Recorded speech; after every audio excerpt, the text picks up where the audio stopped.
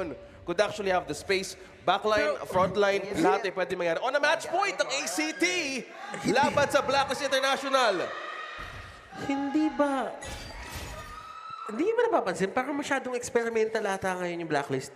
Alam mo, patapos na rin kasi yung first round robin. Ito ba yung chance talaga na ginagrab nila? Ang ginagawa pa nila dito is, it's more on discovering rather than dominating. Kumbaga ngayon sila Oo. nag-temp check. Ngayon sila nag-limit testing. Oo nga eh. Parang bold statement yun Dito sa taas, maaga agad ang pakiramdaman. Chami 1. Yan talaga yung gustong gawin ni Safety. Na Flash in! Si control. Chami! Andun na rin ang ibang mga tropa ng ACT, pero mabubuhay pa si Chami 1. Ito yung sinasabi natin, OSX, na Ano yun? ang gusto ni ZP, strong lane. And to actually do this against Chami 1, na napupushback mo si Chami 1 sa lane niya, is actually amazing. Kasi bihira tayo makakita ng player na ganyan. Yeah, it's making noises actually right now for ACT. Tignan mo we have two players in vicinity from Blacklist International. Sinusubukan lang mo po, but no intention to fight back ang ACT just yet. Half HP na meron ngayon ng Guan Yu. Pero nagre-react na rin, Justy with a level 4. Pwede silang tumani dito at yung ibang mga membro ng ACT nagpulasan na rin. Nag-react na rin ang Blacklist. Dahan-dahan gumagawa ng rotation from the pressure from the clash lane. Xavier napabakaway na lang muna. So, continuing to bank on this lineup, mas lamang ba dito ang ACT in terms of team fights against Blacklist? Ayun Ito, na, may force out. pumasok na nga si Chance dito, pero wala pa naman siyang tremors match. Gorge mobilization was there. Tinutulak lang yung mga membro ng ACT. Hinagis na naman si Purple. Naslow sila dito. At dyan na rin yung mga membro ng Blacklist International. Pumuntas mahigit na si Metal Wolf, Lilith Step. Wala pa silang i-commit. Wala pa rin mamamatay dito sa gitna. Dumipensa lang muna para sa wave. Sila mo nangyaring kill or what so? Just she could have gone for that ultimate at kung minahatak siya doon, that could have been the greatest position for Blacklist International to take over dito sa ating early game. Pero hindi umabot at yun yung nangyari. They were punished. Mapapauwi yung ibang mga members dito. Pero it's still the early game. Wala pa naman tayo sa 4-minute mark. They have to be very careful sa mga ganun ng side ng ACT by the 4-minute mark. Kasi kapag ka na-push ba kayo sa lane nyo, automatic isang tore ang kapalit. Oh, I think napakahirap nun. If yung team na to ay kaya din mag-dominate in terms of the macro scale up against Blacklist International, consider na merong Hano dito or si Dragon ay present using this hero, pwede siyang ma-force actually to be in some close destruction of turrets sa mapa na to. Oo, alamin mo, tingnan mo, si Metal Wolf, ganito ba talaga ang dapat gawin kapag meron kang early sa lineup? Kasi hindi siya nagstay dun sa baba or be it dun sa clash lane.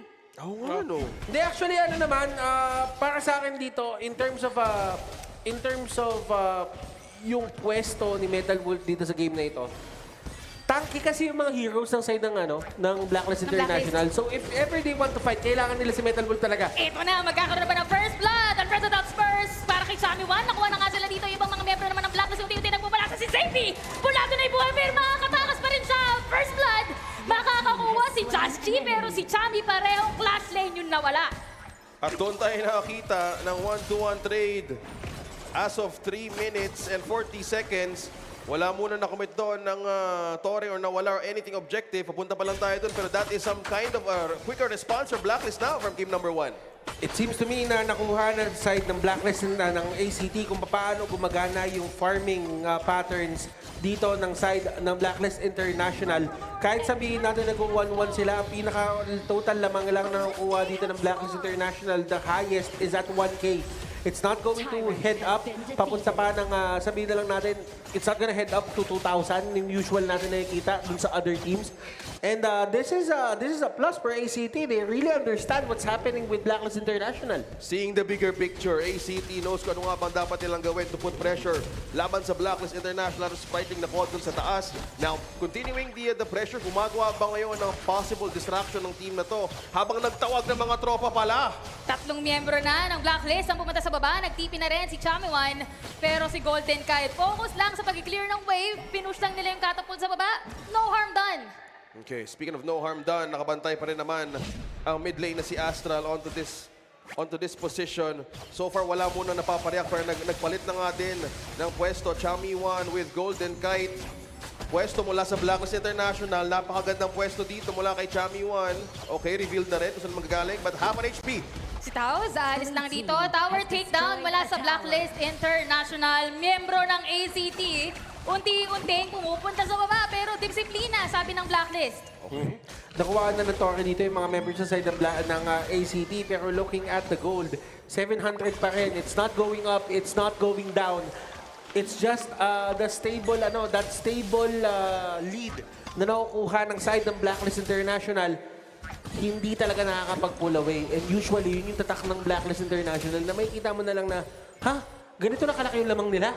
May mga ganun yung mukhang pantay yung laro, pero hindi. Yeah, oo nga, no. I think that's one thing that they also trying to consider na hindi ganun lumayo ang gap nila against ACT. Tinan mo to getting the focus onto this point of the map, madaming mga pagkakataon na madalas mag-invade si Josh on this part of the map. Pero ngayon, tinan mo, mukhang may laban natin May Brawl Stars. maiipit sila dito si Golden kahit naligaw. Kanina pa nila ginugusto si ZP.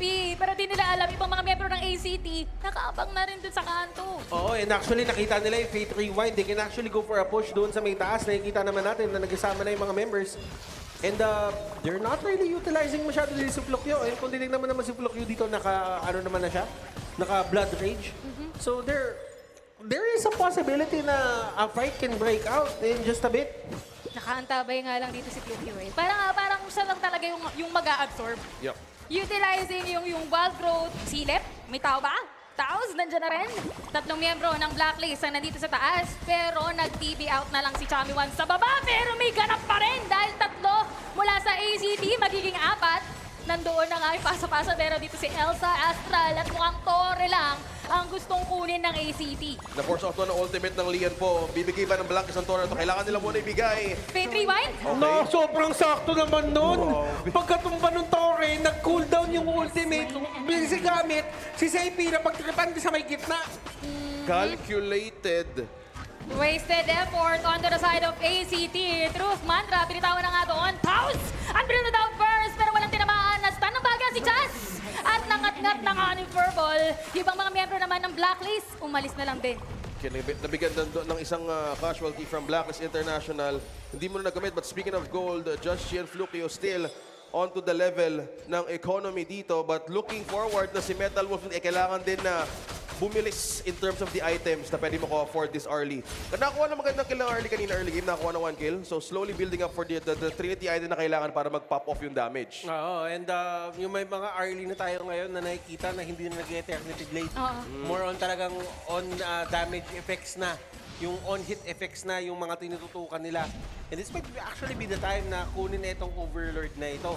Pero tatandaan natin na since Blacklist International, kanina pa nila kinuha yung Tyrant dito at actually pareso na nga yung Tyrant natin doon sa may baba.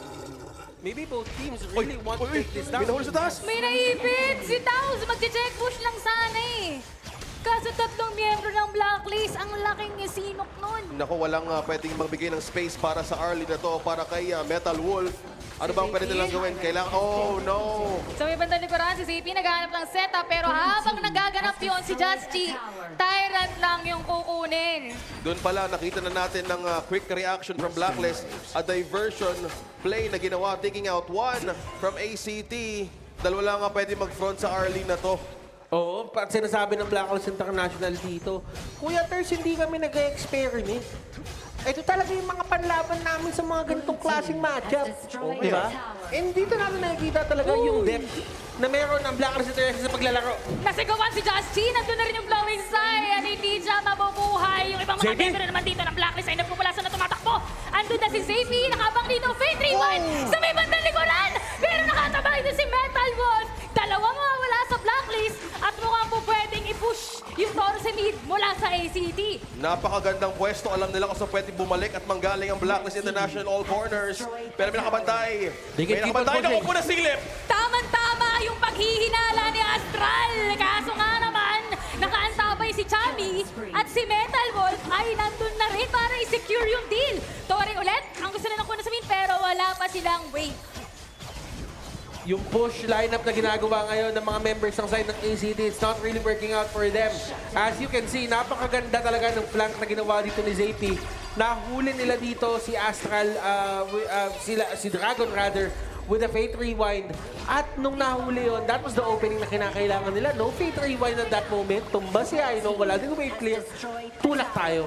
Dito ko pala nakita na ang plano pala ng ACT is to outlast the ultimates na meron ng Blacklist International, force them to all resources. Pero nakasecure ata ng damage buff dito. Si Golden Kite, Shadow Tire, damage buff ang Blacklist International. Pwedeng humarap.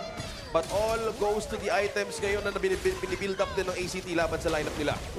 At nakikita naman natin ngayon na Metal Wolf with that Eternity Blade, he really needs that against heroes like Haino, Lam.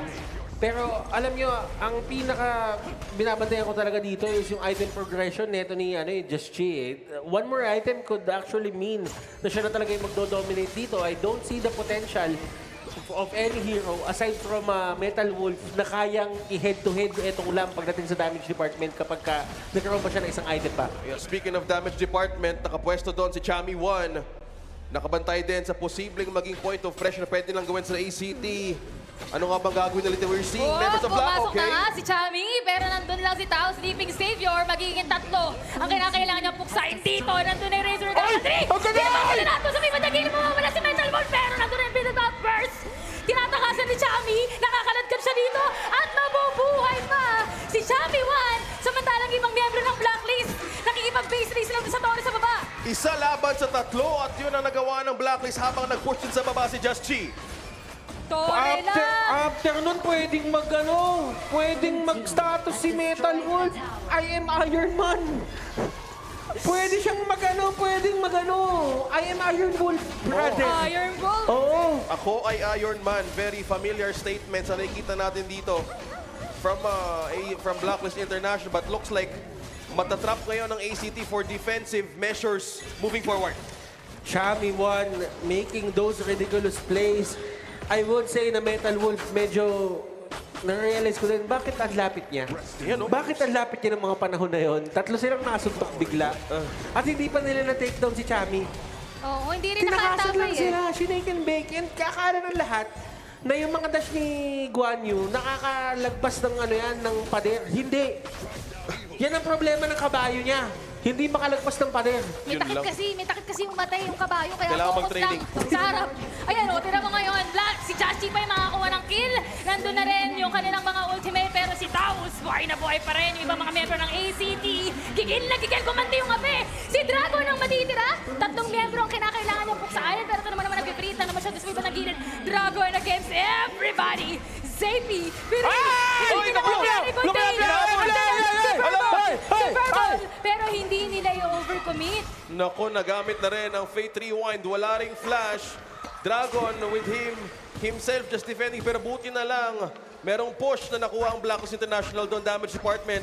Si Dragon na nangunguna as of this time. Oo, at ako nagsasabi sa inyo, yung Haino na yan, hindi mo dapat, yan yung mga bagay na hindi mo dapat habulin. Ang mga hinahabol lang, pangarap. Di ba? Ang hinahabol, Sino ba mga yung pangarap. Pangarap sino pa habulin? Sino ba? Hindi, mga pangarap, Oo. mga goals sa buhay. Okay. Tama. Oo. Pag mabuli, tsaka si mahasaktan ka. Orisek. Akala ko Ayan, sabihin mo Oo. hinahabol ng puso. Ang mga hinahabol ng puso, yun lang ang mga bagay na hinahabol. Huwag kang maghahabol ng Haino kasi yung Haino, babatuhin ka ng toothpick niyan. Yun ang pinaka hindi ko gusto. Kung team ka kasi na makuha, sa HOA kasi, pag merong Haino, no, ito yung pinaka part na ayaw mo mangyari. So kung may malakas silang feel, heading towards the final showdown. Oo, At yun ang ginagawa ng Blacklist. Alam mo, ilang beses na nga rin nangyari na ACT nakakakuha ng kill, pero hindi nila napangahawakan yung Epic Monsters. At ngayon, hindi rin ito i-contest ng ACT. Another takedown para sa Blacklist. Nakita mo yung kinuha ng side ng doon, the blacklist. Nung nakita nila si Taos, lahat nag-aangatan. Lahat umakyat. Sabi nila, oy, masisigawan tayo. Kalma lang kayo, ha? Masisigawan tayo dito. Easy lang. Mukhang tayo ata ay pwedeng matarget ng unbridled outburst ni Taos. Respecting the turnaround o yung counter go ng isang hero to, especially for Jiang Fei. High Tignan mo. counter hits remaining for ACT, yes. Pressure onto bottom lane. Apat na miyembro ng Blacklist ang kumakatok. Andun na yung Gorge Mobilization. Uy! Sumigaw na rin si Taos. Tinamaan si Chami 1, pero hindi mo sila makapag-set up dito. Formless Mantra was there. Pinupull lang nila yung ACT. And that's okay kasi nga naman, si JP dito kailangan tumakbo at dito ka nakakita ng walang rampa pero tumatalo ng motor. Oo nga pala. Nagmamotovlog. Oo. Tricks yun, ha? Nagmo-motovlog Ito sila po, dito. dito natin makikita kung Guan Yu ba yun ang nakakatakot o sa AP Motovlogs yan. Hindi ko alam kung ano yan. Hindi ko Naku! mountain bike yan eh. Naku po! Oo, Oh, di ba? safety net! Oo, oo. Safety net! Yan na. Umarap na sa camera si Seipi. Ayun guys, sinubukan nila ako i-gank. Pero nakatakas kasi ako. Hey. Ito nga pala ang Seipi Motovlogs. See you guys next time. Yeah, kung nag-enjoy ka sa video na to, Ay. don't forget to give a thumbs up. Tira ko, nakaboots sa paano na, nag-resistance boots no. Oh, Si diba? Seipi. Doon pa lang. Nag-resistance boots na kasi kaya alam niya, kailangan niya. Pag nasuntok siya, wala na eh. Yun ang pinakamagandang part na nakita natin na alam na kasi na pwedeng siya yung maging casualty or pwede siya yung maging unang sacrifice sa backline nila. Ang sa laban kanina dun sa baba, sinubukan nilang i-force out ata yung flash na meron ng isang Golden Kite, which is yung flash ng Direnji. So dun pa lang mawawala ng easy escape yung hero na to, not unless bumili ng oras yung Blacklist International sa mga laban ng mga susunod laban sa ACT. Alam mo, pwedeng-pwede. Kasi kung sisingnan mo si Justy, sa taas, oh. Ayun, oh. Overlord ba yung gusto nilang kunin dito? They're playing around the map right now. Blacklist International. Ayun na po, lumabas na po ang ating kuya. Ang ating enhanced Overlord. For this game, 8-10 ACT. Naku, nagpakita si Plok yung Naku, alam ni nakita Chabi. na sa patanata. Nakita agad, may naipit si Taos dun sa may bandang gilid, pero mabibitawan ng Blacklist. Mapipilitan silang pumalag o pumuksa dahil ngayon si Safety, Plukyo ang yung motor! makakasmite. Destructive Village was there as well. Hoy! Taos! Motorman! Yung Nawawala. motor! Center of Fate, Fate Rewild, pero dun lang sa may gilid basta pumunta. Plukyo, nandyan pa rin at yung Nakuha nila yung Overlord. miyembro ng ACT. Nakuha nila eh. Nakuha nila Plukyo. Nakuha nila sa AP Motovlogs. Ang lupit mo sa AP Motovlogs. Doon pa lang natin nakita na dumaming subscribers ni ZP Motovlogs dahil secure pala nilang Enhanced Overlord. 60 minutes to the game. Wala doon na contest ang Blacklist. Napakaganda. Balikan natin rin. Ang ganda position natin ako. Ayan, tingnan mo. Nung patalon na si Zay, yung patalon na or patumba na yung Overlord, biglang may sigaw na lumabas kay Taos. Although tumumba siya, ang talagang hindi, ang nagpa-decide na hindi na tumuloy at humabol pa is yung ginawa ni Seipi doon sa may likod. Kasi nabawasan na sila eh. Lukyo, trying to get away. Ay, naku. Nasira. Oh, Si Sanctuary, mabuhay pa ulit si Justy dito. Nandun naman yung Destructive din sa bibad ng gilid. Hindi pa rin siya mapangahawakan. O, tingnan mo Good defense. si Metalwood, nag-ominous premonition na. Kailangan niya, alam niya eh. Kailangan talaga Alam magkaroon ng niya. ano eh. No? Kailangan pabagalin ng konti eh. Doon pa lang, he already knew the threat na pwedeng mangyari. On the next few minutes sa laban na ito, papunta sa final showdown, may isang push tayo na pwedeng mangyari from ACT from up top. But habang sa huling tire na pwede natin makita dito, a damage buff na pwedeng makuha, either from these two, both present. Sino makakuha na ito, may damage buff pwedeng mangyari, may defense taas na nangyari from Chami 1. Ito yung kailangan Binigay ng pa. ACT. Kinukulang sila ng damage. If ever they want to win this, they have to secure this. And Lumapit. oh my goodness! Then from below, kasama ng Smite, kinalagkan ni Zaypi, si Justy, pero jobs done lang. Oh no! Sa Oh no! gilid, si Metal Ball makakakuha ng double kill, pero nandyan na ang ibang mga miyembro ng Blacklist International ready for the fray. Si Elsa! Si Astral na lang ang matitira, Ocean of Tears. Oh! With a floating star. Ay! Pero dito na naman! Dahil bumumuntik, hindi makuha si Nogard. Samantalang sa taas, Teka lang, may nagpupush sa taas! walang gustong dumipensa dahil sabi nila, nandito na yung wave. Bakit namin kinakailangan umuwi? Ngayon yung huling miyembro ng Blacklist, nakukuha na nila. At ang sabi ng Blacklist, anong 2-0? Babawi kami.